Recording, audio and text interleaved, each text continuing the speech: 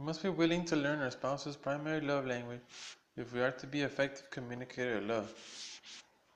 The answer to the question is the purpose of the book. It is not that the books and articles already published are not helpful. The problem is that we have overlooked one fundamental truth. People speak different love languages. In the area of linguistics, there are major language groups: Japanese, Chinese, excuse me.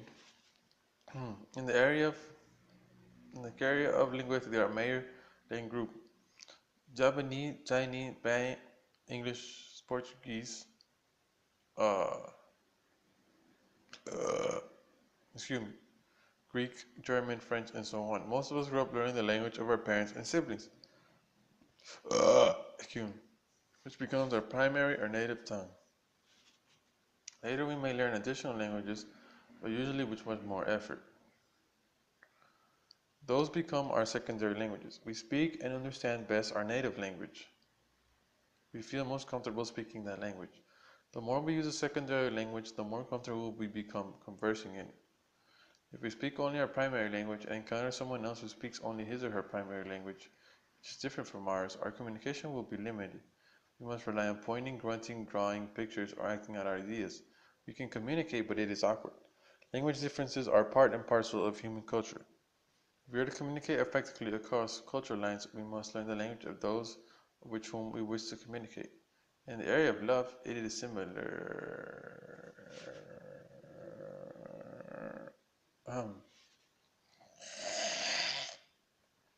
In the area of love, it is similar. Your emotional love language and the language of your spouse may be as different as Chinese from English. No matter how hard you try to express love in English, if your spouse understands only Chinese, you will never understand how to love each other.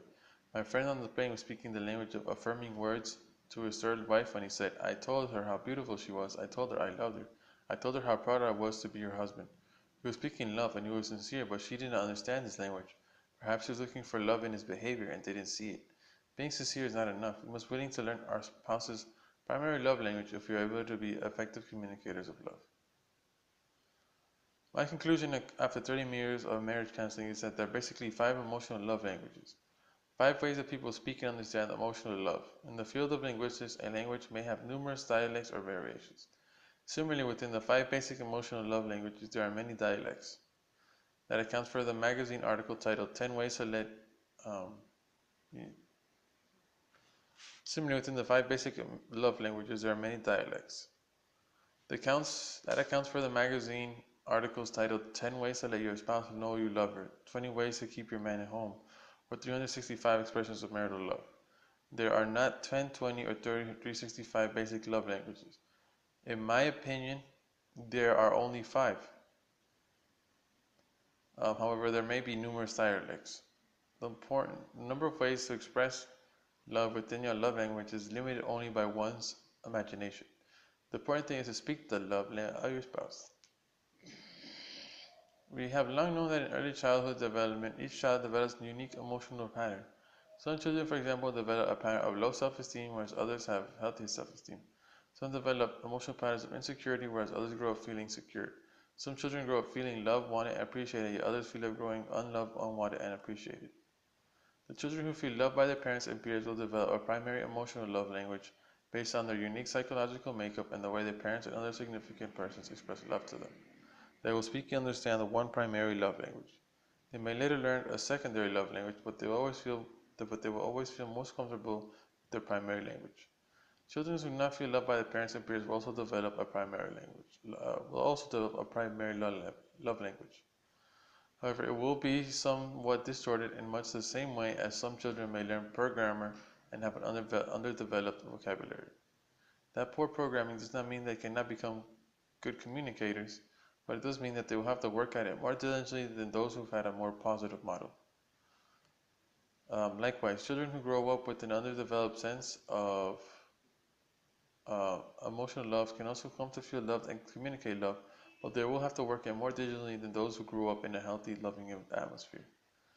Seldom do a husband and wife have the same primary emotional love language. We tend to speak our primary love language and we become confused when our spouse does not understand what we are communicating. We're expressing our love, but the message does not come through because we are speaking uh, we are present Allah, but the man did not come through because we are speaking what to them is a foreign language. Therein lies the fundamental problem, and it is the purpose of this book to offer a solution. This is why I dare to write another book on love. Once we discover the 5 basic love languages, understand our own primary love language, as well as the primary love language of our spouse, we will then have the needed information to apply the ideas in the book and the articles.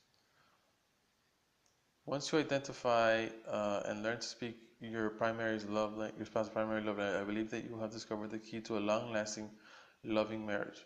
Love need not to love need not evaporate after a wedding, but in order to keep it alive, most of us will have to put forth the effort to learn a secondary love language. We cannot rely on our native tongue if our spouse does not understand it. If we want her to feel the love we're trying to communicate, we must express it in his or her primary love language.